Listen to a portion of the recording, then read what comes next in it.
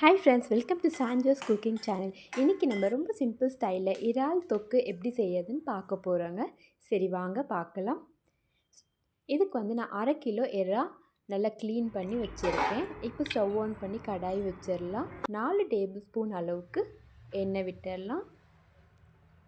எண்ணெய் நல்லா காஞ்சதுக்கப்புறம் 2 சின்ன துண்டு பட்டை சேர்த்துக்கலாம், 2 கிராம்பு, 1/4 டீஸ்பூன் அளவுக்கு சோம்பு, 1/4 டீஸ்பூன் அளவுக்கு சீரகம், கொஞ்சம் பெருங்காயம் சேர்த்துக்கலாம். இதெல்லாம் பொரிஞ்சதுக்கப்புறம் 4 மீடியம் சைஸ் வெங்காயம் கட் பண்ணி வச்சுருக்கேன், அதை சேர்த்துடலாம். கூடவே கொஞ்சம் கருவேப்பிலை சேர்த்து நல்லா வதக்கி விட்டுடலாம்.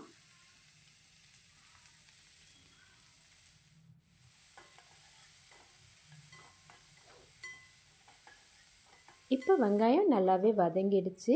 இந்த ஸ்டேஜில் 1 டீஸ்பூன் அளவுக்கு இஞ்சி பூண்டு பேஸ்ட்டு சேர்த்துக்கலாம். இப்போ இஞ்சி பூண்டு வாசனை போகிற அளவுக்கு நம்ம நல்லா வதக்கி விடணும்.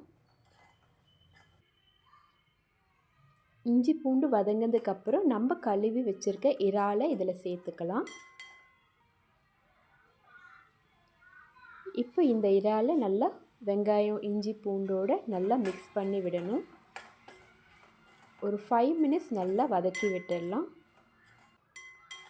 இப்போ இது கூடவே நான் 2 மீடியம் சைஸ் தக்காளி அரைச்சி வச்சுருக்கேன், அதையும் சேர்த்துடலாம். சேர்த்துட்டு நல்லா கலந்து விட்டுடலாம். இப்போ இதை நான் மீடியம் ஃப்ளேமில் தான் செஞ்சிட்ருக்கேன். இதுக்கு தேவையான அளவுக்கு கல்லுப்பு சேர்த்து நம்ம நல்லா கலந்து விட்டுடலாம். இப்போ தக்காளி நல்லா வதங்கிடுச்சு. இதுக்கு தேவையான மசாலா சேர்த்துடலாம். 2 டீஸ்பூன் அளவுக்கு நான் குழம்பு மிளகாய் தூள் சேர்த்துருக்கேன். குழம்பு மிளகாய் தூள் இல்லை அப்படின்னா 2 டீஸ்பூன் சில்லி பவுடர், 2 டீஸ்பூன் தனியா பவுடர் சேர்த்துக்கலாம். காரத்துக்கு ஏற்ப நம்ம மிளகாய் தூள் சேர்த்துக்கணும். இப்போ இதை ஒரு மூடி போட்டு ஒரு 5 நிமிஷம் மூடி வச்சிடலாம்.